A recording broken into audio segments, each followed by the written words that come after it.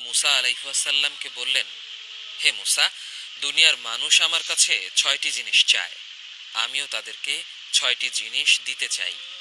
কিন্তু 6টি জিনিস আমি যেখানে রেখেছি মানুষ সেখানে তালাশ করে না, তালাশ করে অন্য জায়গায়।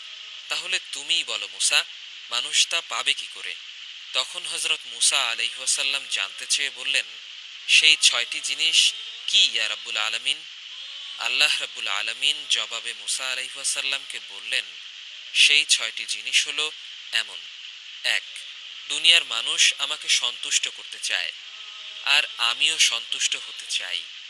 কিন্তু আমি সন্তুষ্ট হই দুনিয়ার মানুষ তার নফসের বিরুদ্ধে চলার মাধ্যমে, কিন্তু মানুষ করে তার উল্টো। তারা আমার সন্তুষ্টি তালাশ করে নফসের গোলামি করার মাধ্যমে। 2, দুনিয়ার মানুষ শান্তি চায়, আর আমি হলাম সালাম, শান্তিদাতা। আমিও মানুষকে শান্তি দিতে চাই, কিন্তু আমি শান্তি রেখেছি জান্নাতের মধ্যে, আর মানুষ শান্তির খোঁজ করে দুনিয়ার মধ্যে। 3, দুনিয়ার মানুষ জ্ঞানী হতে চায়, পৃথিবীর ভেতরে কিংবা বাহিরে, দৃশ্যমান কিংবা অদৃশ্য, যা কিছু আছে তার কোনো কিছুই আমার জ্ঞানের বাইরে নয়। আমিও মানুষকে জ্ঞানী বানাতে চাই, কিন্তু জ্ঞানকে আমি রেখেছি ক্ষুধার কষ্ট আর সফরের কষ্টের মধ্যে। কিন্তু মানুষের কি হলো? তারা জ্ঞান তালাশ করে আরাম আর বিলাসিতার মধ্যে।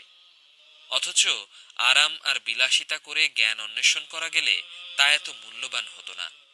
4, দুনিয়ার মানুষ সম্মানিত হতে চায়, আর আমিও মানুষকে সম্মানিত করতে চাই, কিন্তু সম্মানকে আমি রেখেছি তাকওয়া বা খোদাভীতির মধ্যে, নেক আমলের মধ্যে। আর মানুষ সম্মান খোঁজ করে বিত্তশালী, ক্ষমতাশালী লোকদের সাথে সুসম্পর্ক রাখার মধ্যে। এটা করে তারা যতটা না সম্মানিত হয় তার চেয়ে বেশি অপদস্থ হয়।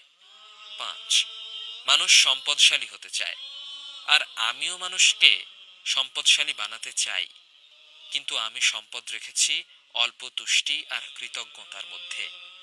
আর মানুষ সম্পদ তালাশ করে অধিক মাল সম্পদের আহরণের মধ্যে।